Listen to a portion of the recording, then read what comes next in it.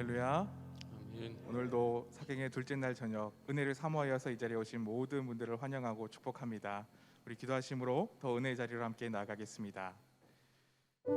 사랑의 하나님, 오늘도 우리의 분주한 삶을 멈추고 또 말씀을 사모하여서 은혜를 사모하여서 성령 충만을 사모하여서 우리 사랑하는 모든 영편의 가족들이 이 가운데 그리고 각자의 삶의 자리에서 온라인으로 사경에 참여하게 하시니 감사를 드립니다. 하나님, 우리에게 말씀하여 주시옵소서.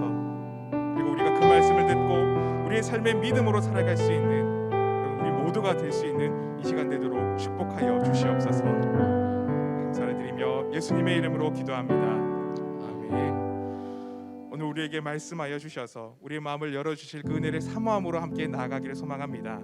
우리 잘 익숙지 않은 찬양일 수도 있지만 함께 찬양을 배워나가시며 또 함께 고백하시며 나아갔으면 좋겠습니다.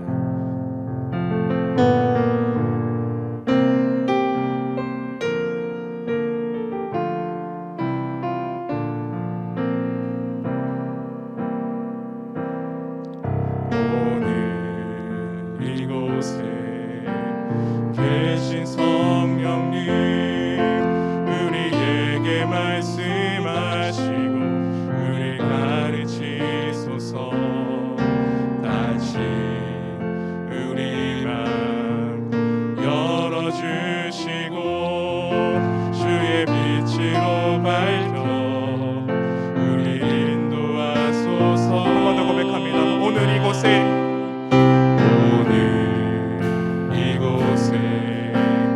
계신 성령님, 우리에게 말씀하시고 우리 가르치소서. 다시 우리 맘 열어주시고 주의 빛으로 밝혀 우리 인도하소서. 주님보다 앞서지 않고 겸손하게 주님의 말씀 기다리니 주님 손에 우릴 드립니다. 사랑으로 인도하소서. 처음부터 고백합니다. 오늘 이곳에 계신 성령님,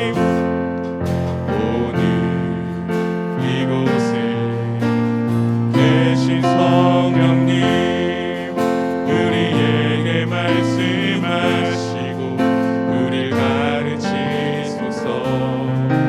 다시 우리 맘 열어주시고 주의 빛으로 밝혀 우릴 인도하소서.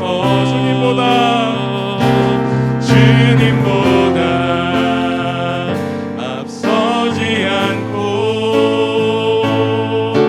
겸손하게 주님의 말씀 기다리니 주님 손에 우릴 드립니다. 사랑으로 우리 처음부터 한 번 더 고백하겠습니다. 오늘 이곳에 계신 성령님,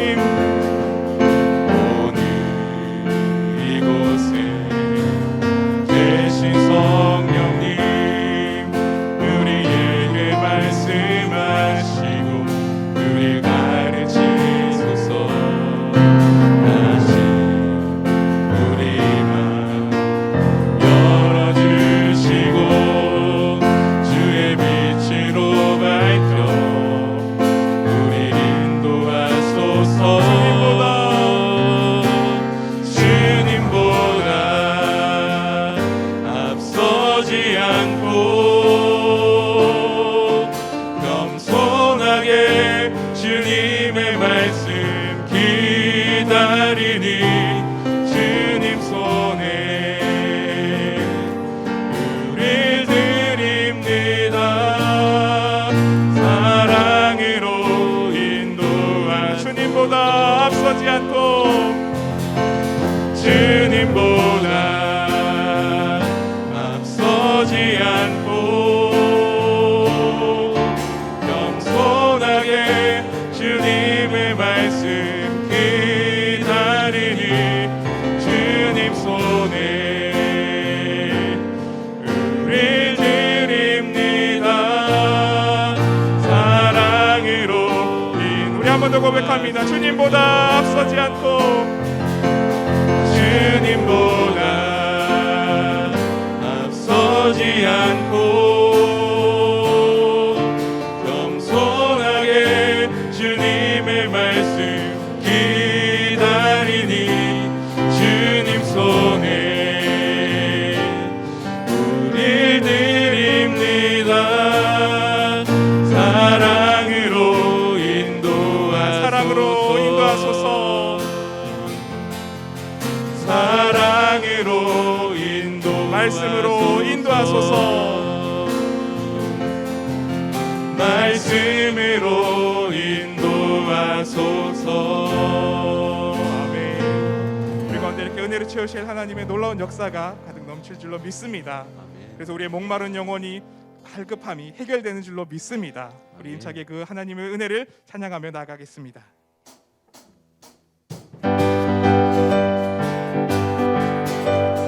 박수 치시면서 목마른 내 영혼 함께 찬양합니다. 목마른 내 영혼 주가 이미 허락한 이 귀한 영생수 주여 갈망합니다. 그 약속 따라서 힘써 간구하오니 오 주여 내 기도 어서 들어주소서. 예수의 사랑 예수의 사랑 바다 물결같이 내게 임하니 영광의 물결에 온전히 쌓여서 내 영혼의 기쁨 한량 없도다. 주 내게 약속한 금비 내려주시어 그대의 저구름 건너편에 떠올라 그 위한 징조가 내게 밝히 보이니 나 힘을 다하여 주께 간구합니다. 예수의 사랑 예수의 사랑 바다 물결같이 내게 임하니 영광의 물결에 온전히 쌓여서 내 영혼의 기쁨 한량 없도다. 그네의 손앞이 지금 흡족히 내려 구원의 큰 강물 흘러차고 넘쳐서 주한 모든 죄 모두 씻어버리니 나 지금 은혜를 충만하게 받았네.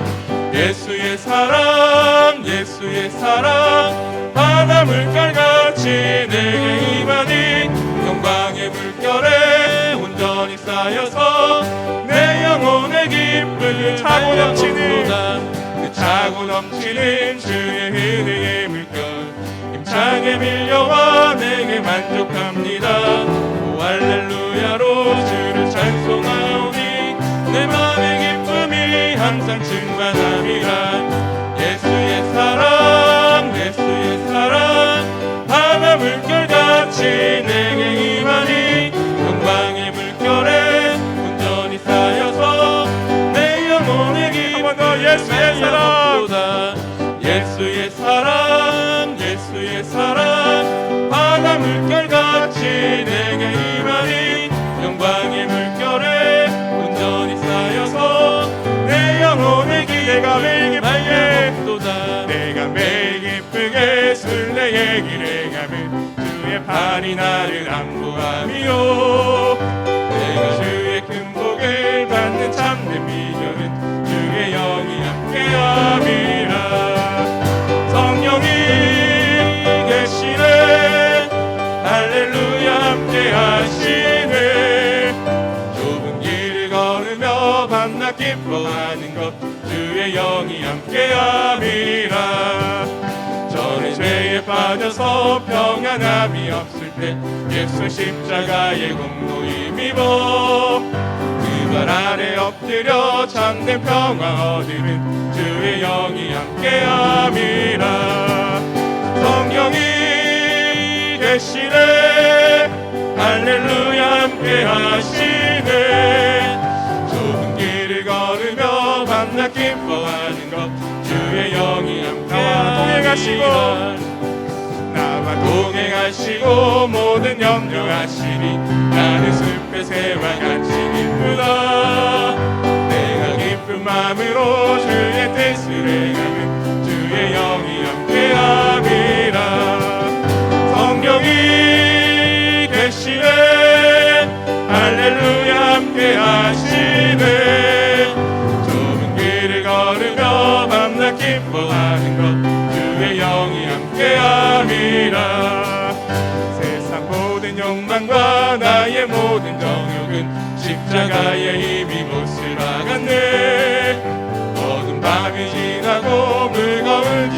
있으니 주의 영이 함께함이라.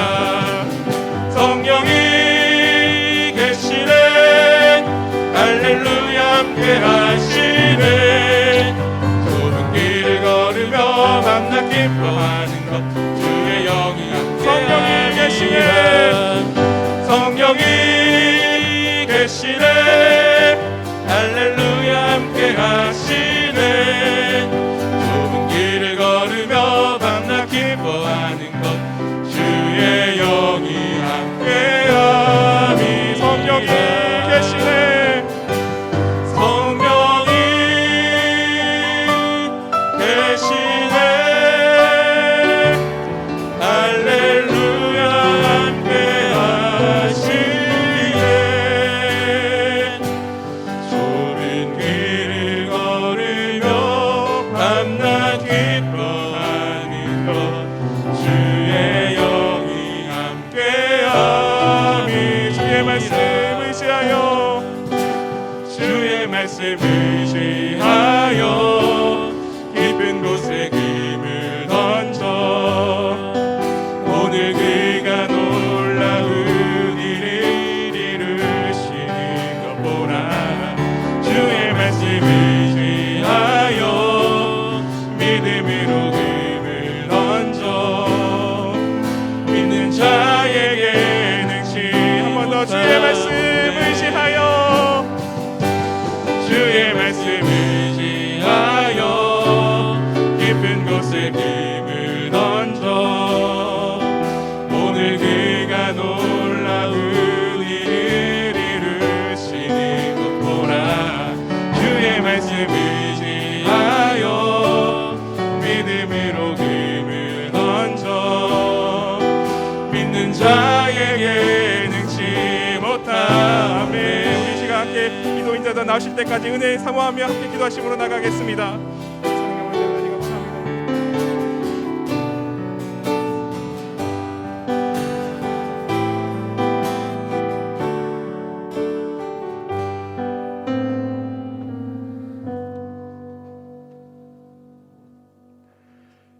사랑과 은혜가 풍성하신 주 하나님 아버지 참 감사합니다. 아버지의 사랑은 스스로의 죄값으로 인해 모두 죽어 멸망할 수밖에 없는 인간들을 살리시고자 그 참혹한 십자가의 고통을 직접 당하실 만큼 저희들을 사랑하셨고, 베풀어 주신 은혜는 저희들의 모든 죄악을 보혈의 피로 덮으사 저희들을 의롭다고 칭하시고 그로 인해 부활과 영생의 소망을 가질 수 있도록 한량없는 은혜를 주셨으니 주 하나님께 경배와 찬양과 영광을 올려드립니다. 또한 주님께서는 저희들에게 주님을 아바 아버지라 부르며 기도할 수 있는 특권을 주셔서 감사를 드립니다. 하오나 아직도 저희들이 부족하여 아버지께 부끄러운 모습을 보일 때가 너무 많았음을 고백합니다. 원하는 바 선은 행하지 못하고 원치 않는 바 악을 행하는 그런 저희들을 주님 불쌍히 여기시고 용서하여 주시옵소서. 그러하기에 주님께서는 저희들이 더 이상은 나약한 자들이 되지 않도록 새 힘과 큰 은혜를 부어주시기 위해 귀한 말씀의 자리를 베풀어 주시니 무한 감사를 드립니다. 그리고 집회 둘째 날이는 이 시간에도 아버지의 말씀을 듣고자 주님의 성전에 나온 성도들과 각각의 처소에서 온라인 영상으로 함께하는 모든 성도들이 드리는 이 예배를 기뻐 받아 주시옵소서. 간절히 원하옵기는 이 시간에 한량없는 말씀의 은혜를 폭포수처럼 부어주셔서 저희 잠자는 심령들이 깨어나고 새롭게 되며 독수리가 날아오른 같이 참된 믿음의 자녀들로 굳건히 서게 될 수 있도록 성령님 인도하여 주시옵소서. 하나님의 말씀을 전해주시고 그 뜻을 풀어주시기 위해 귀 쓰시는 박경수 강사 목사님을 보내주셔서 감사를 드립니다. 주님께서는 목사님을 구약의 선지자 학교를 통해 수많은 선지자를 양성하였던 능력의 종 엘리사와 같은 종으로 세워주시고 이 시대의 영성이 충만한 목회자를 양성하도록 하는 큰 사명을 맡겨 주셨는데 이를 잘 감당할 수 있도록 목사님에게 엘리사와 같은 능력의 능력을 더해 주시옵소서. 무엇보다 목사님의 평생의 삶과 사역 위에 주님께서 항상 동행하셔서 영육이 강건할 수 있도록 지켜주시길 원합니다. 이제 목사님께서 말씀을 전하십니다. 목사님에게 성령의 두루마를 입혀주시고 그 전하시는 말씀을 통해 저희 모두가 참 진리가 무엇인지 알게 되고 그로 인해 자유케 되는 것이 무엇인지를 깨달을 수 있도록 성령 하나님 강력하게 역사하여 주시옵소서. 은혜 충만케 하여 주시옵소서. 샬롬 찬양대가 드리는 찬양을 기뻐 받으시사 하나님께 영광이여 저희들에게는 큰 은혜가 되게 하시옵소서. 남아있는 기간 동안 집회에 참석하지 못하도록 하는 어떠한 악한 영들의 방해로부터도 모든 성도들을 보호해주시고 오직 말씀에만 집중할 수 있는 환경과 여건을 지켜주시기를 원하며 이 모든 말씀을 저희들에게 한량없는 은혜를 주시기를 원하시는 사랑의 주님 예수 그리스도 이름으로 간절히 기도드리옵나이다. 아멘.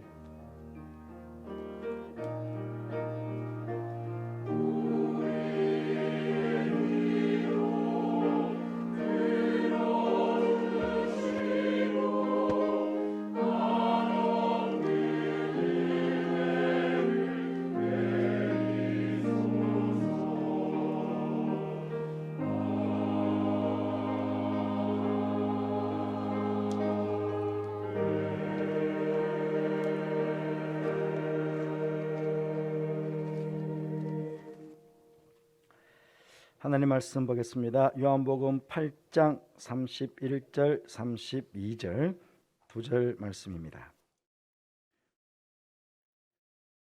요한복음 8장 31절 32절 두 절 말씀 우리 한 목소리로 같이 봉독하도록 하겠습니다. 시작. 그러므로 예수께서 자기를 믿은 유대인들에게 이르시되 너희가 내 말에 거하면 참으로 내 제자가 되고 진리를 알지니 진리가 너희를 자유롭게 하리라. 아멘. 샬롬 찬양대에 찬양이 있겠습니다.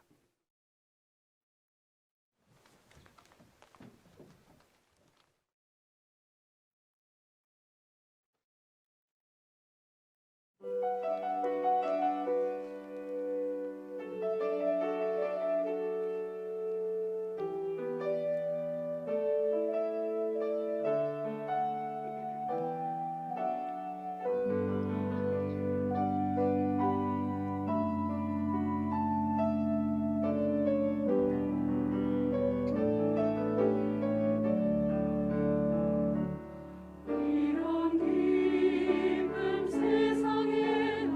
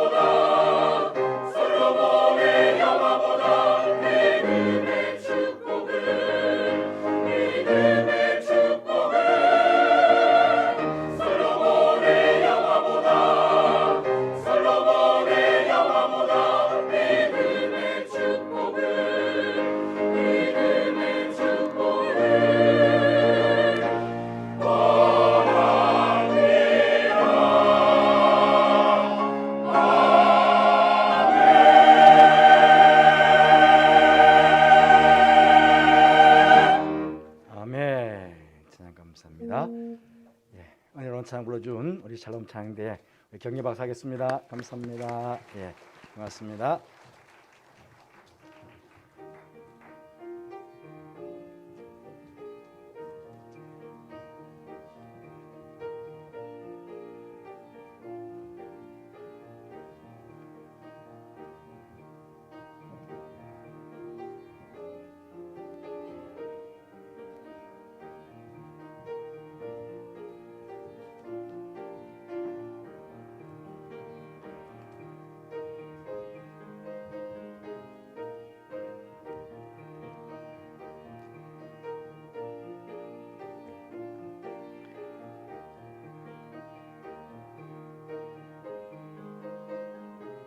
예, 이제 목사님 나오셔서 둘째 날 진리가 너희를 자유롭게 하리라는 제목으로 말씀 주시겠습니다. 먼저 여러분들 바치신 감상금 축복기도해 주시고 말씀 듣도록 하겠습니다.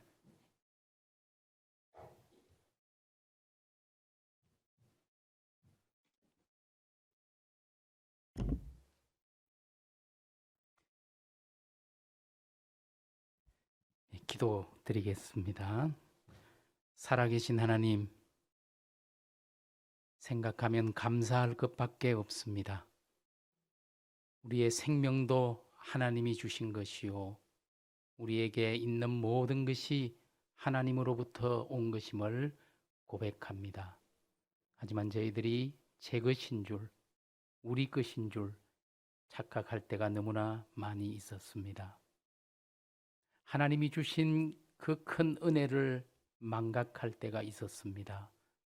우리가 하나님 자녀가 된 것, 우리 주님이 핏값으로 우리를 구속해 주신 것, 성령이 우리를 인쳐 주시고 보정해 주신 것을 잊어버리고 세상의 것을 탐닉하며 주님 손 놓았던 적이 얼마나 많았는지 주님 저희를 긍휼히 여겨 주옵소서. 오늘 이 시간 하나님을 사랑하는 마음, 이 마음 하나님 앞에 드리기 원하여 이 자리에 나왔습니다. 특별히 나오면서 하나님 앞에 헌금으로 드린 귀한 손길들, 이것은 그저 물질이 아니라 저들의 마음입니다. 사랑의 고백입니다. 믿음의 헌신입니다. 하나님 받아 주옵소서. 그리고 저들의 영혼을 주님 붙들어 주시고 범사를 강건케 지켜주시기를 간절히 소원합니다. 이 세상에 살아가면서 만나는 일들 때문에 낭망하지 말게 하시고 이 세상의 것들 때문에 우리가 가진 내면의 기쁨을, 복음을 놓치지 않도록 주님 저들을 강한 편팔로 사로잡아 주옵소서. 이들이 드린 헌물 가운데는 여러 가지 기도의 소원들이 담겨 있습니다. 우리 하나님 저들을 아시지요. 만져주시고 위로해 주시고 손잡아 주시고 일으켜 주시고 치유하여 주시고 함께하여 주옵소서. 오늘 이 시간 우리 가운데 임재하여 주옵소서. 예수님 이름으로 축복하며 간절히 기도드립니다. 아멘. 여러분, 4월 17일 주일, 지난 주일이 부활주일이었지요. 예. 우리가 부활주일은 이제 어제 그제 주일로 지켰지만 사실 부활절기는 계속해서 이어집니다. 우리 교회 역사에서는 부활절부터 오순절, 성령 강림절까지 그 50일의 기간을 기쁨의 50일이다 이렇게 부르고 있습니다.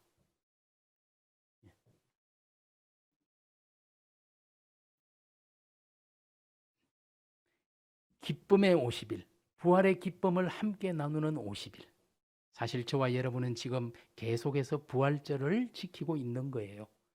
성령 강림절 절기가 올 때까지 우리의 삶 가운데 부활로 인한 기쁨, 그 소망, 그런 것들을 잃어버리지 않고 꼭 지켜나갈 수 있으면 좋겠어요. 생각하면 감사한 것밖에 없고 기쁘고 찬송할 이유가 우리에게는 분명히 있습니다. 찬송하리로다. 바울이 감옥에 갇혀서 에베소 성도들에게 찬송하리로다. 도대체 감옥에서 무슨 그런 찬송할 일이 있었을까요?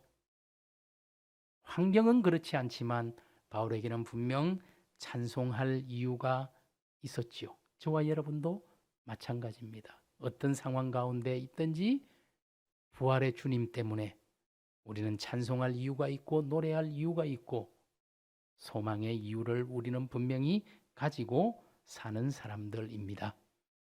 오늘 부활의 소망을 늘 마음속에 품고 어쩌면 거룩한 하나님의 교회를 가슴에 그리고 눈으로 보기를 원했던 후스라는 사람에 대해서 오늘 제가 여러분과 함께 이야기를 나누고 소개하려고 합니다. 제가 이래 우리 목사님이 해주신 건데요. 너무 좋아가지고 어떻게 해야 이제 되는지 잘 모르지만 한번 잘 해보겠습니다. 제목은 진리가 너희를 자유롭게 하리라. 오늘 우리가 읽었던 요한복음에서 주님께서 제자들에게 주셨던 가르침이지요. 진리를 알지니 진리가 너희를 자유롭게 하리라. 그렇습니다. 우리가 정말 진리를 알면 자유를 누리게 됩니다.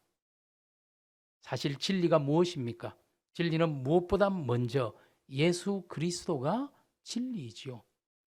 우리 주님이 친히 요한복음 14장 6절에서 내가 길이요 진리요 생명이다. 나로 말미암지 않고는 아버지께로 올 사람이 아무도 없다.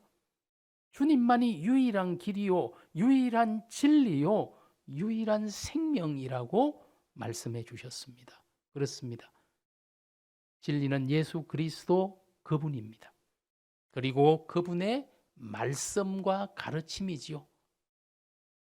너희가 내 말에 거하면 참으로 내 제자가 되고 진리를 알지니 진리가 너희를 자유롭게 하리라.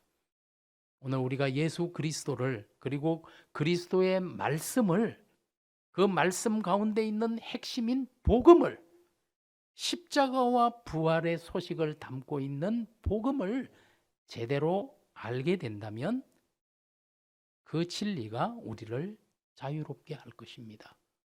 세상으로부터 우리를 자유케 할 겁니다. 죄로부터 우리를 자유케 할 겁니다. 욕망으로부터 우리를 자유롭게 할 것입니다. 그리고 이제는 오히려 사랑을 향해서 우리의 자유를 사용하도록 성령께서 이끌어 주시리라 믿습니다. 오늘 말씀 안에서 진리를 찾고 진리를 구하다가 자기의 생명까지도 헌신했던 인물이 많이 있죠. 오늘 저는 그 중에 한 사람, 후스라는 사람을 소개하면서 우리의 신앙을 다시 한번 다짐하는, 진리를 사랑하는 그 마음을 회복하는 그런 기회가 되기를 소원합니다. 얀 후스라는 사람이죠. 어제 제가 말씀드린 몇 명의 인물이 있는데 그 중에 영국의 개혁자 위클리프라는 사람 이야기를 잠시 했습니다. 이 영국의 위클리프의 영향을 많이 받은 사람이 바로 체코의 개혁자 후스입니다.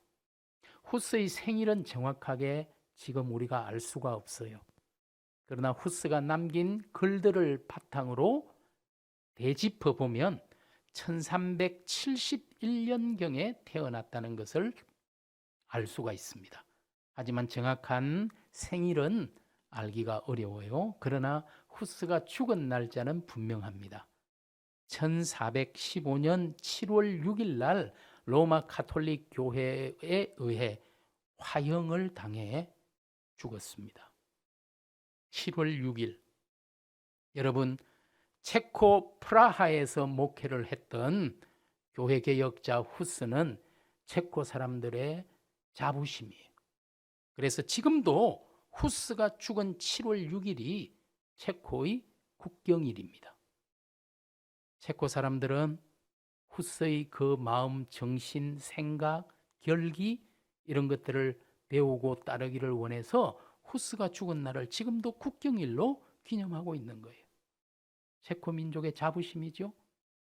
거짓에 맞서서 진리를 찾아 끝까지 지켰던 그 사람을 따르고자 하는 그 마음이 체코의 국경일로 만든 거지요. 여러분, 프라하입니다. 코로나 때문에 너무 오래 못 갔잖아요. 그래서 그냥 제가 한번 보시라고 좋은 사진을 찍은 사진인데 굉장히 막 새도 나오고 잘 찍혔잖아요. 까를교라는 세상에서 가장 아름다운 달이다, 그런 별명을 가진 프라하의 까를교가 보이고요. 저 멀리 높은 곳에 프라하 성이 보이잖아요. 프라하 성이 보입니다. 까를교가 이렇게 아주 멋지게 생겼는데 저도 못 가본 지가 이제 한참 됐지만요. 하지만 프라하를 가면은 여러분이 꼭 먼저 가보는 곳이 바로 프라하 구시가지 광장이죠. 위에서 본 모습인데요. 이 광장 한가운데 뭔가 동상이, 작품이 보일 겁니다. 바로 후스입니다. 체코 사람들의 자부심이죠. 이 사람이 바로 얀 후스라는, 지금부터 600년쯤 전에 체코에서 교회 개혁을 위해서 나섰던 사람. 이 사람도 로마 가톨릭의 사제였습니다. 하지만 가톨릭 교회가 잘못 가고 있다는 것을 깨달았을 때 분연히 일어났고, 정말 하나님의 교회를 진리로 거룩하게 만들어야 한다. 그게 우리의 책임이다. 교회 개혁을 외치다가 결국 로마 가톨릭에 의해서 이단으로 정죄를 받고 화형을 당했던 인물이 바로 후스입니다. 제가 사진을 찍었을 때 마침 여기 보시면 새가 머리 위에 딱 올라 앉았어요. 보이시는지 모르겠는데 저 이렇게 해도 된다 그러더라고요. 이 노트북이 좋아서 이렇게 표시 뒤로 가버렸네요. 제가 잘 안 되니까 이걸로. 저기 보시면은 위에 새가 마치 자기가 주인공처럼 나타났어요. 그런데 잘 보시면 사진 밑에 보면은 글자가 쓰여져 있는 게 보이실 거예요. 여기 글이 뭔가 적혀 있다라는 생각이 드시죠? 서로 사랑하십시오. 그리고 모든 사람에게 진리를 요구하십시오라고 써놨습니다. 이것은 후스가 죽기 직전에 콘스탄츠의 감옥에서 쓴 편지에 나오는 내용입니다. 교인들에게 서로 사랑하십시오. 주님이 주신 새 계명이니까 너희가 서로 사랑하라. 이로써 너희가 서로 사랑하면 그것으로서 세상 사람들이 너희가 내 제자인 줄 알 것이다.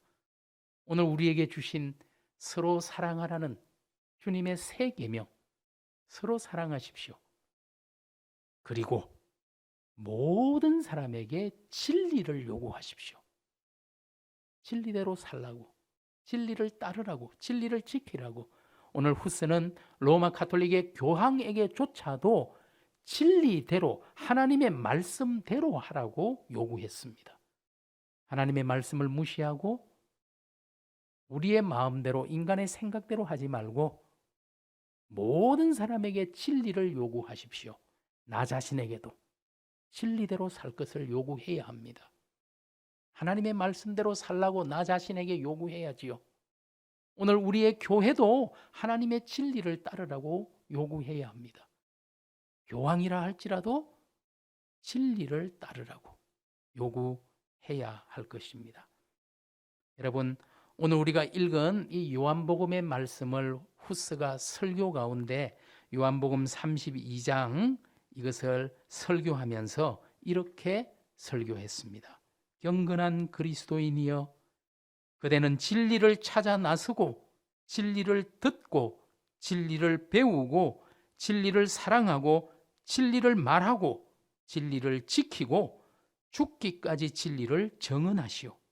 왜냐하면 진리는 그대를 죄와 사탄으로부터 구원하고 영혼의 죽음과 영원한 죽음에서 해방시키기 때문입니다. 진리를 듣고 말하고 증거하고 지키라고 오늘 우리 주님을 지키라고, 주님의 복음을 지키라고, 주님의 가르침, 하나님의 말씀을 지키라고 모든 사람에게 요구했던 사람이 바로 후스라는 인물이었습니다. 여러분, 이 후스 동상이 있는 광장에 보면은 천문시계가 있거든요. 아마 프라하를 방문하신 분은 내가 이걸 봤지. 이게 사실은 4시 정각이 되면 제일 위에 작은 문이 있잖아요. 이 작은 문 2개가 열리면서 12사도가 이렇게 지나갑니다. 그래서 사람들이 한 정각이 되기 15분 전부터 앞에 꽉 모여서 계속 보고 있어요. 이제 정각이 되면은 종소리가 나면서 문이 열리고 12사도가 지나가는데 정말 왜 그리 빨리 지나가는지 한 30초도 안 돼서 다 지나가고 문 닫히고 끝나버려요. 그런데도 사람들은 그걸 보기 위해서 한 15분 전부터 모여서 머리를 들고 있어요. 그런데 참 안타까운 것은 이 천문시계를 머리 들고 보느라 땅바닥에 있는 걸 보지를 못해요. 땅바닥에 이런 게 있어요. 무슨 글자가 바닥에 적혀 있어요. 뭐라고 적혀 있는 거냐면요. 여기 보시면 1621년 6월 21일 여기에 십자가 27개가 있거든요. 27명의 후스파가 전날 한꺼번에 다 저 자리에서 순교한 것을 기억하기 위해서 저곳에 저렇게 기록을 해놓은 거예요. 하지만 사람들은 여기에 대해서 아무런 관심이 없어요. 천문시계만 봤다 하면 다 흩어져 버리고 없어요. 이 그림이 그때 27명이 순교당하는 그 장면을 그려놓은 그림입니다. 여러분, 후스가 왜 화형을 당해 죽어야만 했을까요? 후스를 따르던 수많은 사람들이 왜 목숨을 내어놓고 순교의 자리에까지 가야만 했을까요? 진리를 지키기 위해서, 하나님의 말씀 그 복음대로 살아가기 위해서 자기 생명까지도 아끼지를 않았습니다. 오늘 그 진리를 따르는 길이야말로 진정한 자유를, 우리 영혼의 해방을 얻는 길임을 알았기 때문이겠죠. 프라하에 가면은 베들레헴 채플이라는 건물이 있습니다. 물론 이 건물은 후대에 이제 다시 리노베이션을 한 건물이긴 합니다. 그런데요, 이 건물이 바로 후스가 목회했던 그 건물입니다. 베들레헴 채플이라는 곳이에요. 안에 들어가 보시면요, 이렇게 이제 딱 들어가는데 보면은 이런 그림이 하나 걸려 있어요. 이 그림이 참 재미있는 그림이라서 제가 찍어 와서 여러분들에게 한번 소개하는데요. 제일 위에 보시면 세 사람이 있잖아요. 제일 위에 바로 위클리프입니다. 위클리프라는, 어제 제가 말씀드렸잖아요. 영국의 교회 개혁자, 교회를 새롭게 하기 위해서 불을 붙이려고 2개의 부싯돌을 가지고 이렇게 자꾸 치고 있습니다. 불을 어떻게든 붙여보려고. 가운데 있는 사람이 후스입니다. 후스가 초를 가지고 불을 켜고 있어요. 제일 아래에는 드디어 루트입니다. 종교개혁자 루트가 개혁의 횃불을 들고 있어요. 위클리프와 후스와 루트로 이어지는 개혁의 연속성을 보여주기 위한, 후스가 어떤 역할을 했는지를 잘 보여주는 그런 그림이죠. 안에 들어가면 이렇게 되어 있습니다. 여러분, 후스가 이곳에서 3,000번 이상, 10년 이상을 목회를 했어요. 그러면서 후스가 뭘 했는지를 보여주고 있습니다. 여러분, 강대상이 여기거든요. 그런데 예전 600년 전에는 지위가 높은 왕이나 귀족들은 이 강대상보다 더 높은 이곳에서 따로 예배를 드렸어요. 평민들하고 같이 밑에서 예배 드릴 수는 없다. 그래서 이제 저기서 예배를 드리고, 이제 강대상은 조금 낮은 곳에 여기에 이제 있었죠. 여기에 보시면 여러 가지 그림과 악보도 있는 것이 보일 겁니다. 여러분, 여기 보시면요, 이제 위에 그림이 후스가 설교하고 복음을 가르치고 있는 그런 그림이고요. 아래에 악보가 있는데 이 악보가 어떤 의미가 있느냐 하면요, 제가 어제 말씀드린 것처럼 로마 가톨릭 교회는 중세시대 1000년 동안 오직 라틴어 성경만 고집하고 다른 어떤 성경도 번역된 성경을 인정하지 않았죠. 하지만 개혁자들은 자기 말로 성경을 번역해서 가르쳤어요. 여러분, 후스도 마찬가지입니다. 도대체 읽지도 못하는 성경을 가지고 어떻게 우리가 바로 믿을 수가 있느냐? 후스도 체코말로 성경을 번역했습니다. 그리고 그 당시에는 성경만이 아니라 600년 전에는 모든 예배도 라틴어로만 진행이 됐어요. 라틴어를 모르는 성도들이 전부였기 때문에 성도들은 예배 시간에 어떤 것도 이해할 수가 없었어요. 사제가 라틴어로 간단하게 설교라고 합니다. 그러나 성도들은 알아듣지 못하지요. 여러분, 이 찬송가 라틴어로만 불러야 했기 때문에 성도들은 찬송하지 않았어요. 사제들이 나와서 라틴어로 그냥 찬송 웅얼웅얼 하는 거면 끝나는 거예요. 회중들이 함께 찬송하는 것은 종교개혁 이후에 나타났습니다. 그러나 후스는 같이 찬송해야 한다. 성도들도 하나님을 높이 목소리 높여 찬송해야 한다. 그래서 체코말로 노래를 만들었습니다. 지금 그 악보를 그려놓은 거예요.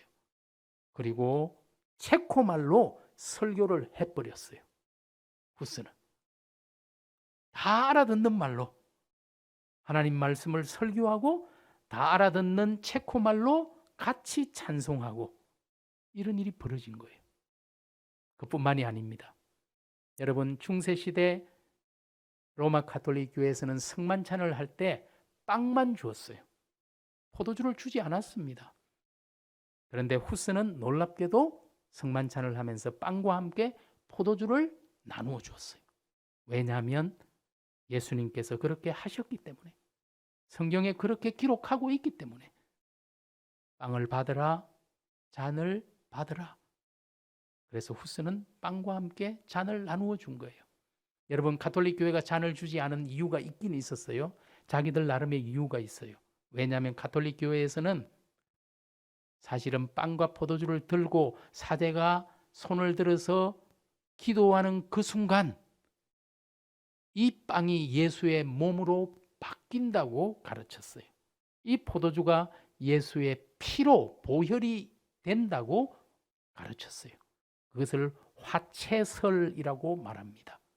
변화할 화자에 몸체자를 써서요, 예수의 몸으로 변화되었다는 거예요.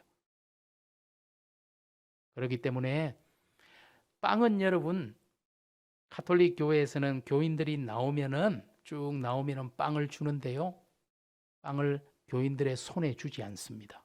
왜냐하면 기도하고 나면은 이 빵은 예수의 거룩한 몸인데 죄인의 손에 닿는 순간 오염이 일어나요.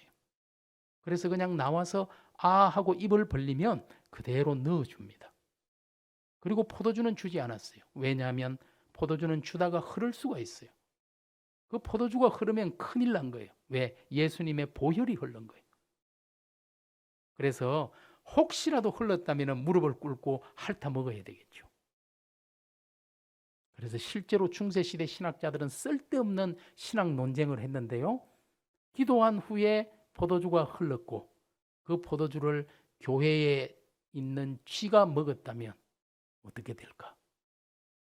그런 생각을 했다니까.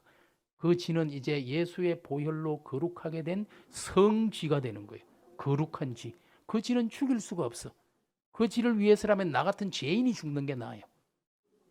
그런 쓸데없는 무익한 논쟁들을 하고, 그리고 성도들에게 포도주를 주지 않은 거예요.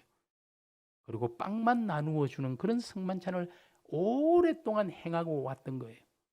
거기에 대해서 후스는 아니라고, 주님의 말씀을 따르면 된다고. 그 결과가 어떻게 됐을까요?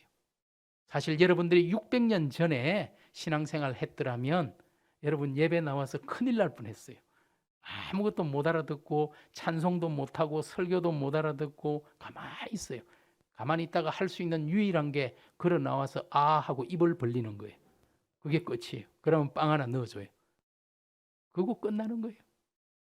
그런데 지금 저와 여러분은 포도주 잔을 받는 그 두려움과 떨림을 과연 이 사람들이 처음 그 포도주의 잔을 받았을 때의 그 두려움을 우리가 과연 짐작이나 할 수 있을까요? 생명을 걸고 했던 거예요.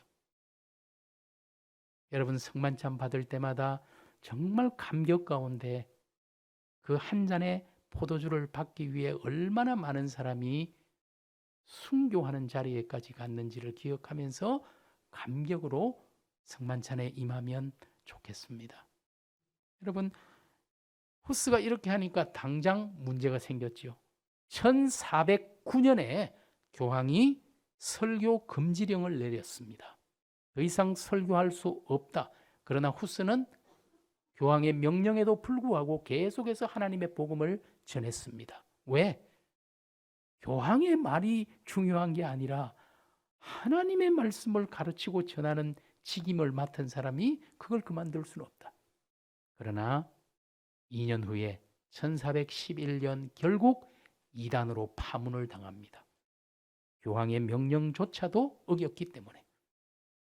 파문을 당했기 때문에 이제는 죽을 방법밖에 없어요. 그래서 결국 후스는 프라하를 떠나서 쫓기는 이단자로 숨게 됩니다. 그러다가 1414년에 로마 가톨릭 교회가 전체가 모임을 가졌어요.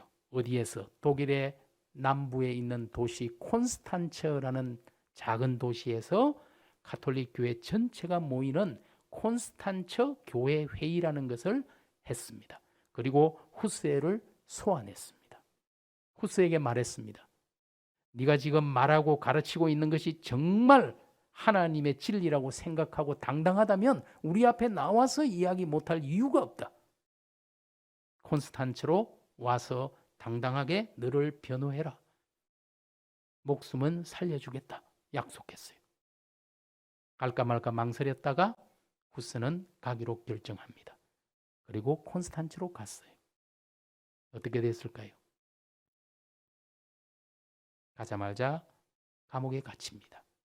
그리고 각본에 짜여진 대로 신문을 받고 결국은 화형 선고를 당하고 1415년 7월 6일 콘스탄츠에서 화형당하는 순교의 제물이 되었습니다. 오늘 후스가 목회했던 이 프라하의 베들레헴 채플에 가면 후스의 그 정신, 후스가 결국 화형당하는 장면의 그림이 프라하 베들레헴 채플 안에 그림으로 남아있죠. 여러분 이 종은 2015년 후스 순교 600주년, 여러분 이 밑에 보시면 연도가 보이실 거예요. 1415, 2015 후스 순교 600주년을 기념해서 만든 종입니다. 그리고 7월 6일 날 이 베들레헴 채플에서 예배를 드렸어요. 후스 순교 600주년. 저도 그 자리에 있었습니다. 그 종을 타종하면서 우리가 후스의 진리를 향한 그 열정, 그 정신 잊지 말자. 우리가 아까 보았던 구시가지 광장 한복판에 있었던 후스 동상은 후스 순교 500주년이던 1915년에 세운 조각 작품이에요. 그리고 600주년 되던 해에는 이 종을 만들어서 타종하면서 후스를 기렸어요. 지금도 베들레헴 채플 안에는 저 종이 한쪽에 걸려 있습니다. 여기가 프라하 대학입니다. 후스는요, 프라하 대학의 신학 교수였어요. 신학을 가르치는 교수이면서 베들레헴 채플의 목회자, 설교자로 활동했던 인물이에요. 프라하 대학이 지금도 굉장히 좋은 대학입니다. 오래전에 세워진 대학이지요. 600년 전에 후스도 이곳에서 신학을 공부하고 신학과 학장으로서 섬겼던 바로 그곳입니다. 까를 4세라는 황제가 세웠기 때문에 프라하 대학을 까를 대학이라고도 부르는데요. 그러나 결국 후스는 콘스탄츠 공의회, 교회 회의에 소환됩니다. 여러분 지금 보시는 이 건물이 독일 남쪽에 있는 콘스탄츠라는 작은 도시에 있는 건물인데요. 실제로 600년 전에 후스가 소환당했던 바로 그 건물이에요. 지금 나무로 되어 있는 2층은 그때의 건물 그대로예요. 1층은 다시 이제 리모델링을 해서 식당이 들어와 있어요. 아주 좋은 식당이. 고급 식당이 됐어요. 여러분, 이 공의의 회관이, 교회 회의가 소집됐던 이 회관이 콘스탄츠에 있는 보덴 호수라는 아주 아름다운 호수 딱 마주 보면서 서 있어요. 이곳에서 후스는 신문을 받고 감옥에 갇혔지요. 지금 모습입니다. 1층에 식당이 보이죠. 2층에는 공의의 회관이죠. 콘스탄츠 공의회, 로마 가톨릭의 교회 회의 600년을 기념하는 기념 현판입니다. 2014, 2018이라고 되어 있잖아요. 콘스탄츠에서 로마 가톨릭 교회가 모인 것이 바로 1414년부터 1418년까지 4년 동안 교회 회의를 하면서 1414년에 후스를 소환하고 신문하고 감옥에 가두고 그 이듬해 1415년 7월 6일에 화형시켜 죽이고 또 그 이듬해 콘스탄츠 공의회가 오래됐으니까요. 4년간 지속됐는데 후스의 친구를 잡아다가 또다시 똑같은 장소에서 화형하고 이런 결정을 한 곳이에요. 그리고 이곳에서 했던 결정이 뭐냐니까 후스를 신문해 보니까 후스가 영국의 위클리프의 영향을 받아가지고 이렇게 이단이 됐다. 위클리프가 첫 번째로 잘못된 인간이구나. 위클리프의 무덤을 파서 다시 화형시켜라. 그래서 지난 시간 말씀드린 것처럼 위클리프의 무덤을 파내서 또다시 화형을 시키는 그런 결정을 한 곳이 바로 600년 전 콘스탄츠 교회 회의였어요. 후스가 신문을 받고 있는 모습. 그런데 너무 당당하지요? 당당한 죄인이라는 게 이런 건가요? 하나님 말씀을 딱 손에 들고 진리대로 살아라. 서로 사랑하십시오. 그리고 모든 사람에게 진리를 요구하십시오. 콘스탄츠의 감옥에 갇혀서 프라하에 있는 자기 성도들에게 편지하면서 했던 말. 진리 앞에 당당하게 서기를 원했던 후스가 손을 가슴에 대고 있는 모습. 그리고 앉아있는 황제가 보이고요. 후스의 반대편에 그 당시 로마 가톨릭의 교황이 서 있습니다. 정말 둘러싼 황제와 교황이라는 권력 앞에서 일개사제에 불과했던 후스는 당당했습니다. 왜? 진리 편에 섰으니까. 하나님이 내 편이니까 두려울 것이 없었어요. 당당하게 진리를 정언했습니다. 가르쳤습니다. 그 결과는 물론 죽음이었지만요. 조금 사진이 요상한데요. 여러분 콘스탄츠 공의회 앞에 호수가 있다 그랬잖아요. 그 호수 앞에 서 있는 조각 작품입니다. 사실 이 조각 작품은요. 오래된 작품은 아니고 30년쯤 전에 페틀 랭크라는 사람이 공의회가 열렸던 그 장소 바로 앞에다가 이걸 만든 거예요. 콘스탄츠 공의회가 얼마나 엉터리 같은 교회 회의였는지를 보여주기 위해서. 여러분 임페리아라는 여성인데요. 이 여성은 실제로 역사에서 존재했던 사람입니다. 우리나라로 말하면 황진이 같은 인물이라 그럴까요? 아주 예술도 탁월하고 문학적인 능력도 출중했던 그런 이제 고급 기생이었다고 할 수 있죠. 16세기 초까지 실제로 로마에서 활동을 했던 임페리아라는 여성이 있었어요. 그런데 나중에 이 여성을 모티브로 해서 19세기에 프랑스의 극작가였던 발자크라는 사람이 아름다운 임페리아라는 작품을 썼어요. 그래서 그 작품에서 영감을 얻어서 우리 독일 조각가가 30년 전에 이걸 보덴 호수에다가 9m 되는 엄청나게 큰, 그리고 자세히 보면은 양쪽 손에 보시면 시기스문트라는 당시의 황제와 마르티누스 5세라는 그 당시에 로마 가톨릭의 교황이 이 임페리아라는 여성의 손 안에서 황제와 교황이 다 놀아났다. 이게 그때 교회의 현실이었고 세상의 모습이었다. 사회의 모습이었다는 거예요. 이렇게 타락한 교회, 정의라고는 찾아볼 수 없던 세상, 그것이 바로 600년 전 모습이었고, 콘스탄츠 공의회가 일어났을 때 실제로 수많은 가톨릭 성직자들이 이렇게 타락한 가운데 살았었다. 그걸 비꼬기 위해서 이런 작품을 만든 거예요. 그런데 이 9m나 되는 여인의 상이 3분마다 한 바퀴 돌아가도록 그렇게 만들어 놨어요. 그래서 사람들이 그 앞에 1층 식당에서 식사하면서 이걸 보고 있는, 그래서 지금은 콘스탄츠 관광의 1번지가 되어버렸어요. 모든 사람이 가면 구경하는. 그 당시에 교회가 그렇게 엉망이었다는 거예요. 그걸 비꼬기 위한 작품이죠. 후스가 갇혔던 곳입니다. 지금은 호텔이 됐어요. 호수 바로 옆에 있는 감옥이었기 때문에 이 호텔이 엄청 고급 호텔이고, 이 호텔에서 가장 비싼 방이 바로 이 방입니다. 이상하게 사람들은 후스가 갇혔던 이 방에 자기를 원해요. 그러면 마치 600년 전에 그 후스의 그 정신을 내가 이어받기라도 하는 것처럼 생각했는지는 모르지만, 후스가 갇혔던 감옥이 바로 이곳입니다. 여기에 보시면 요하네스 후스라고 기록이 되어 있죠. 이 사람은 체코 사람이기 때문에 이름은 얀 후스입니다. 그러나 콘스탄츠는 독일이기 때문에 독일식으로 이름을 표기했어요. 요하네스 후스, 그 밑에 1415년 7월 6일이라는 날짜가 적혀 있습니다. 바로 이곳에서 후스가 화형당했고, 그것을 기억하기 위해서 후스의 돌이라 불리는 큰 돌을 이곳에 갖다 두고 많은 사람이 와서 꽃을 그 앞에 놓아둡니다.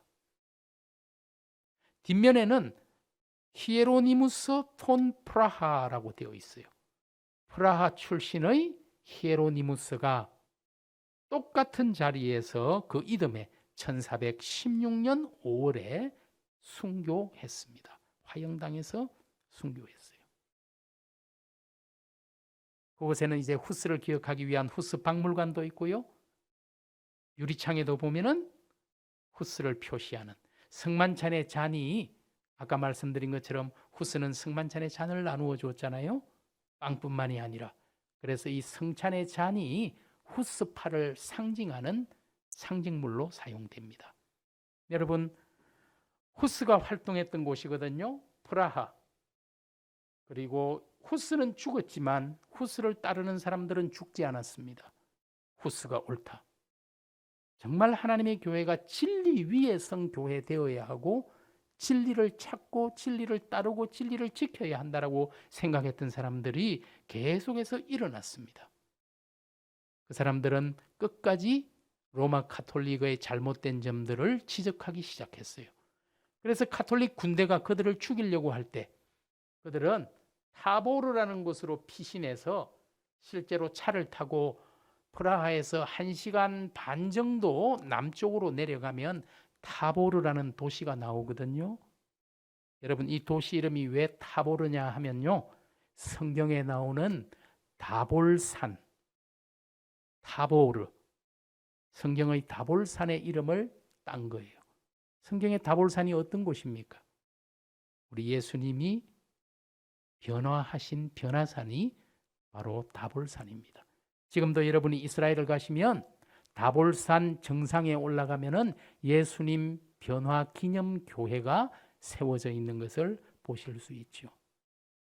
진리이신 주님만 따르기로 다짐했던 사람들이 우리가 모인 이곳이 바로 예수님의 변화가 일어났던 타보르, 그 지역이다. 그곳이다. 그 마음으로 도시 이름을 타보르라고 짓고 끝까지 가톨릭에 맞서서 가톨릭의 잘못된 점들을 지적하고 저항하기 시작했던 곳이 바로 타보르예요. 저 지역이 보헤미아 지역입니다. 그리고 그 아래에 모라비아라는 글자가 보이죠. 후스를 따르는 보헤미아 형제단, 모라비아 교도들이 지금도 있습니다. 그들은 지금도 후스의 순교 정신을 지키고 진리를 따라, 주님을 따라, 주님의 복음을 따라 살기를 원하면서 자기들의 신앙을 고백하고 지금까지 그것을 붙들어 지키고 있습니다. 여러분, 후스의 영향이 유럽으로 사방으로 퍼져나가는 것이 보이죠? 그 중에서 제일 왼쪽으로 가는 선을 한번 보시면 작소니라는 독일 지역이 보이죠? 작센이라는 곳이에요. 독일의 작센 지역. 바로 이곳이 루터가 활동했던 지역입니다. 여러분, 실제로 후스가 죽을 때 이상한 예언을 하나 하고 죽었어요. 그 예언이 뭐냐니까, 나는 지금 거위 구이가 되지만 100년 후에 백조가 부활할 것이다. 후스라는 이름의 뜻이 거위라는 뜻이에요. 진짜 후스는 불에 타서 거위 구이가 된 거예요. 그런데 후스가 죽고 정확하게 102년 후에 루트라는 사람이 로마 가톨릭을 반대하는 95개의 논제를 내걸고 교회 개혁의 횃불을 들게 된 겁니다. 여러분, 실제로 루트는 후스를 심판했던, 신문했던 재판관, 콘스탄츠에서 후스를 신문하고 화형을 선언했던 재판관 자카리아스라는 사람의 무덤 위에 엎드려서 수도사 선서를 했던 사람이 루터라는 사람이에요. 후스를 죽인 재판관 위에 완전히 엎드려서 내가 앞으로 평생 가톨릭의 수도사로 살겠습니다 선언하고 다짐했거든요. 그런데 그 선언을 한 지 불과 14년 후에 1519년에 이제는 종교개혁자로 바뀐 루터가 라이프치히 논쟁에서 가톨릭 신학자와 논쟁하면서 스스로 이렇게 고백했습니다. 후스가 옳았습니다. 우리 모두는 후스를 따라야 합니다. 루터의 그 말 한마디 때문에 루터도 1521년 가톨릭으로부터 이단자로 판명을 받습니다. 왜? 후스는 이단자인데 후스가 옳았다고, 후스를 따라야 한다고 말했기 때문에 루터도 이단자가 된 것이죠. 위클리프로부터 후스에게로, 그 정신이 다시 루터에게로 스빙글리, 깔뱅, 녹스 이런 16세기의 교회 개혁자들을 통해서 프로테스탄트 교회라는, 개신교라는, 오늘 우리가 몸담고 있는 이 개신교라는 것이 등장하게 된 거예요. 여러분, 개신교라는 말, 그런데 우리 한국 교회에서는요, 아주 초기에 이 프로테스탄트 교회를 번역할 때 개신교라고 번역하지 않고 갱정교라고 번역을 했어요. 그래서 지금 제가 가르치고 있는 장로의 신학대학교에 100년 전에 교과 과정이 아직도 남아 있습니다. 1916년 교과 과정이 요람이 남아 있어요. 거기에 보면은 갱정 교회 운동, 프로테스탄트 교회 운동. 여러분, 개신교라는 말은 고칠 개자에 새로울 신자잖아요. 로마 가톨릭의 잘못된 점을 고쳐서 새롭게 하겠다. 이게 개신교라는 뜻이죠. 그런데 갱정교라는 것은 고칠 갱자에 바를 정자를 썼습니다. 고쳐서 바르게 하겠다. 곧게 하겠다. 저는 이상하게 그 말이 더 좋아요. 오늘 정말 하나님의 교회가 진리 안에서, 진리 위에서 바른 교회, 진리를 찾고 진리를 따르는 교회. 여러분, 타보르라는 작은 도시에 가면요, 이게 타보르 광장입니다. 조그마한 도시예요. 시청사가, 하얀 건물이 시청사예요. 저기 보이는 하얀 건물이. 그런데요, 타보르에 보시면 전부 다 후스파의 상징들이 도시 전체에 깔려 있어요. 여러분, 시청사 지붕을 한번 보세요. 이게 지금 뭐 같아요? 빨간 거. 포도주 잔 같지 않아요? 네. 포도주 잔을 상징화한 거예요. 형상화한 거예요. 그리고 교회가 있죠. 사실은 이 교회 앞에 동상 하나가 서 있어요. 이 동상의 주인공이 얀 지스카라는 장군입니다. 체코 사람들이 얀 후스와 함께 가장 존경하는 사람, 얀 지스카 장군이에요. 후스파를 이끌고 가톨릭과 끝까지 맞섰던 사람. 그런데 여러분 타보로에 가시면요, 이 광장 땅 밑에 엄청나게 길이 많이 있어요. 카타콤입니다.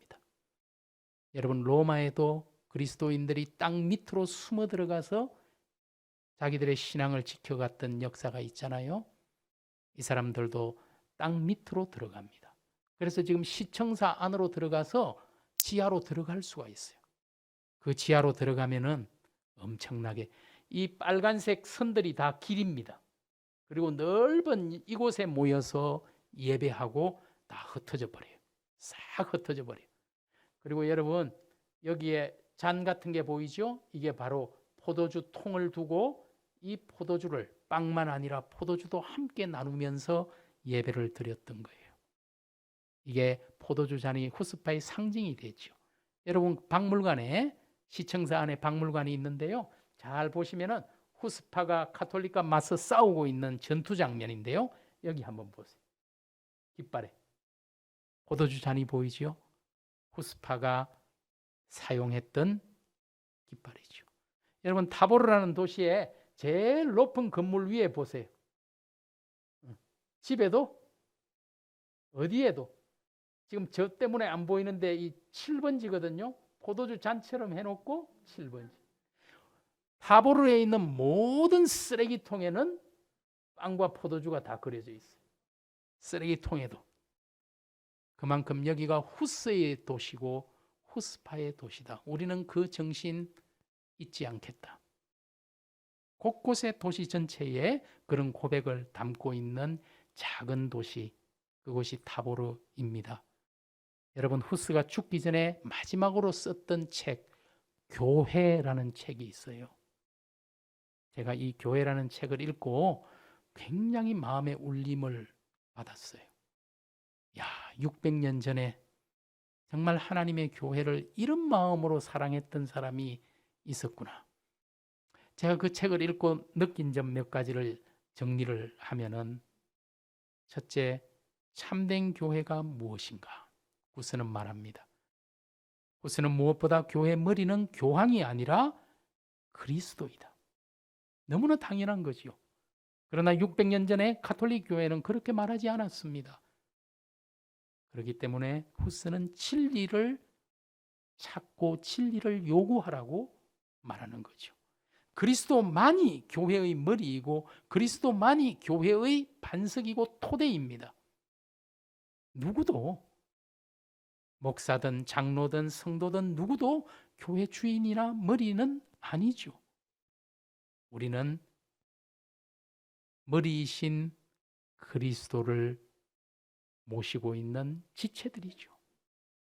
오늘 예수님만이 우리의 주인이십니다. 우리 생명의 근원입니다. 진리의 원천입니다. 그분을 따르고 그분을 지키는 것이 우리 성도의 본분이죠. 둘째는 이 책에서 실천하는 신앙을 계속해서 강조합니다.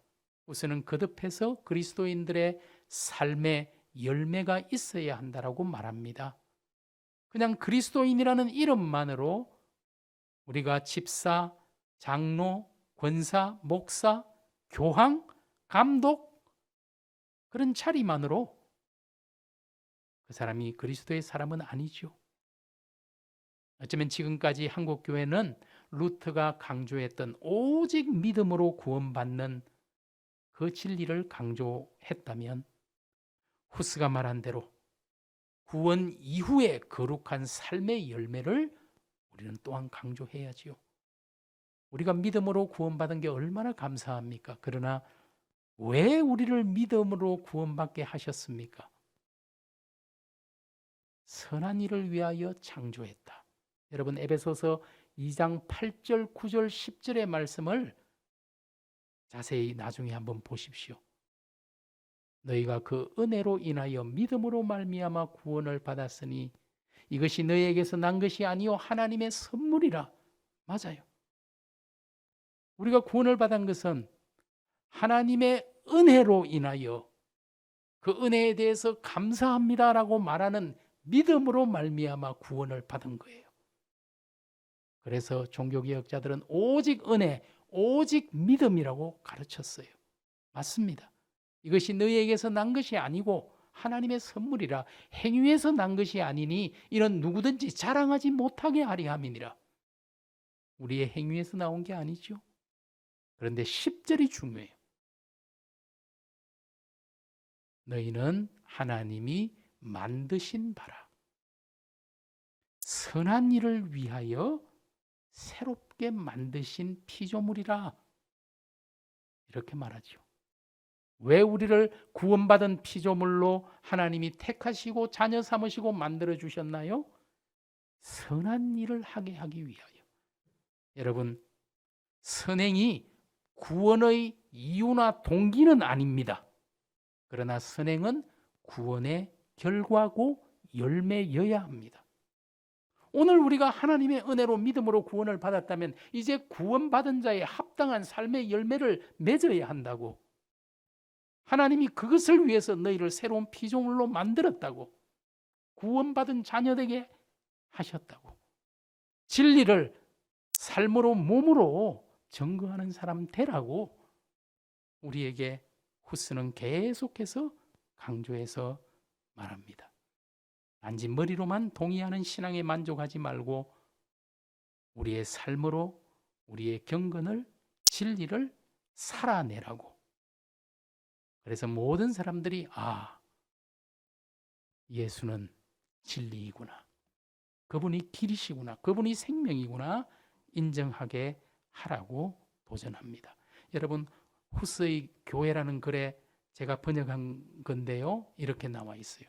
권자에 앉아 악한 것을 가르치거나 악하게 사는 자, 선한 것을 가르치지만 악하게 사는 자, 선한 것을 가르치지도 않고 선하게 살지도 않는 자들 모두 나쁘다. 더욱이 많은 사람들이 예수 그리스도의 것이 아니라 자기의 것을 구하고 있으니 이 얼마나 통탄할 일인가. 모세나 베드로 혹은 그리스도의 자리에 앉아 선한 것을 가르치긴 하지만 행하지 않는 자들은 나쁜 자다. 더욱 나쁜 자들은 가르치지도 행하지도 않는 자다. 최악은 선한 것을 가르치지도 못하도록 하는 자다. 모든 것 중에 최악은 악하게 살면서 선한 것을 가르치는 것을 금지하고 자신의 것을 가르치는 자다. 오늘 나의 것이 아니라 주님의 것, 하나님의 것을 드러내어야 하지요. 후스는 교회를 통해서 진리로 돌아가라고 말합니다. 여러분, 후스는 루트보다 100년이나 앞서서 성서가 가르치는 복음의 진리로 돌아가라고 말합니다. 그 진리를 알 때 우리는 진정 자유하게 될 거예요. 죄로부터도 세상으로부터도 쓸데없는 욕망으로부터도 우리를 자유케 하는 것이 주님의 말씀 진리라고 말하고 있죠. 후스가 말합니다. 하나님께서 말씀하신 진리에 대해 망설임 없이 굳게 붙드는 것이 복이다. 이거보다 큰 복이 어디 있습니까? 우리 예수님을 붙드는 것, 예수님의 말씀을 붙드는 것. 이것은 너무나 확실하기 때문에 이 진리를 위해 사람은 자신의 생명을 죽음의 위협에도 내어놓는다. 실제로 후스는 그렇게 했습니다. 죽음의 위협에 자기를 내어놓았습니다. 오늘 요한복음의 말씀 다시 한번, 너희가 내 말에 거하면 참으로 내 제자가 되고 진리를 알지니 진리가 너희를 자유롭게 하리라. 오늘 우리가 복음 안에서 정말 귀한 것이 무엇인지 그것을 위해 좁은 길로 십자가를 지고 끝까지 갈 수 있는 저와 여러분이 되면 좋겠습니다. 오늘 이 시간에는 후스가 교회라는 책에서 마지막에 기도를 하고 있거든요. 그 기도를 제가 우리말로 옮겼습니다. 이 기도를 우리가 같이 읽는 것으로 같이 기도하도록 그렇게 하겠습니다. 같이 기도합시다. 전능하신 주님, 당신은 길이요 진리요 생명이십니다. 주님은 알고 계십니다. 당신 안에서 오늘을 걷고 사는 사람이 얼마나 적은지, 겸손, 가난, 순결, 성실, 인내로 머리이신 당신을 닮고자 애쓰는 사람이 얼마나 적은지, 사탄의 길은 활짝 열려 있고 많은 사람들이 그 길로 걸어갑니다. 주님, 당신의 연약한 양떼를 도와주소서. 그리하여 당신을 떠나지 아니하고 이 세상 끝날까지 좁은 길로 당신만 따라가게 하소서. 예수님의 이름으로 기도드립니다. 아멘.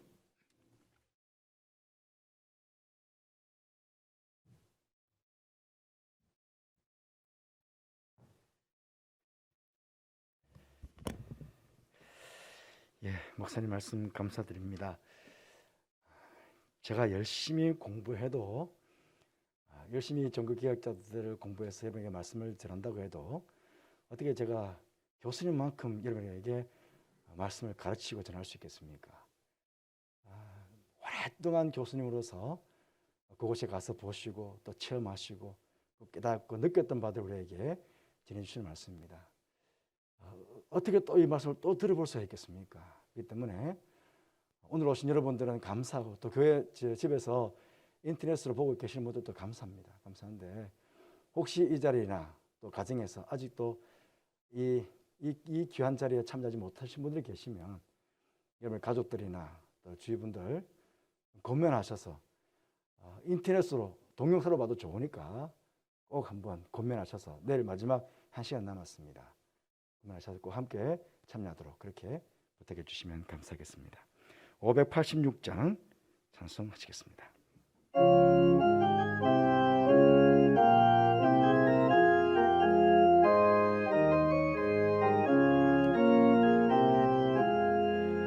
어느 민족 누구게나 결단할 때에 있나니 참과 거짓 싸울 때에 어느 편에 설 건가.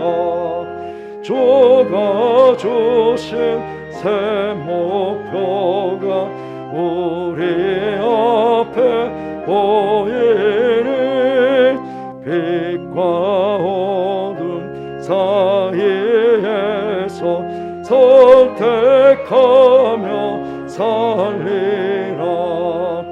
고상하고 아름답다 진리 편에 서는 일 진리 위에 억압받고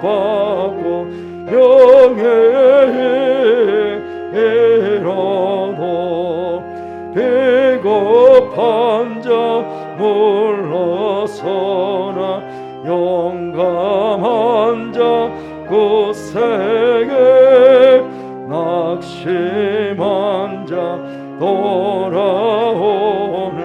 그날까지 서리라.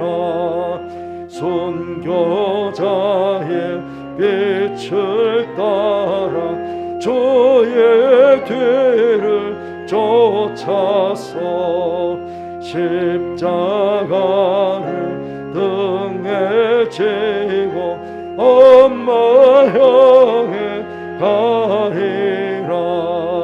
새 시대는 새 사명을 우리에게 준다니 진리 따라 사는 자는 전쟁하리 언제나. 악이 비록 성하여도 진리 더욱 강하다. 진리 따라 살아갈 때 어려움도 당하리. 우리 가는 그 앞길에 어두운 장막 덮쳐도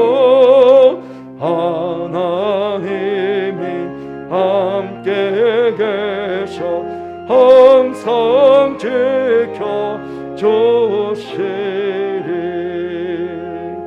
아멘.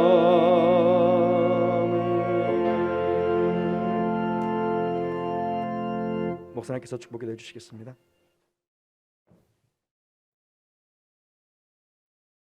부활의 첫 열매가 되셔서 우리에게 부활의 소망을 허락해 주신 주 예수 그리스도의 크신 은혜와 하나님 아버지의 극진하신 사랑과 오늘도 우리로 하여금 진리를 따르고 진리를 지키도록 격려하시고 도우시는 성령의 교통하심이 참으로 주님 한 분만으로 만족하겠습니다. 주의 말씀만 순종하겠습니다. 다짐하는 사랑하는 염청교회의 하나님 사랑하는 딸과 아들들 머리 위에 주님 피로 값주고 사신 이 교회 위에 이 나라 이 민족 가운데 지금부터 영원히 함께 계시기를 간절히 축원하옵나이다. 아멘.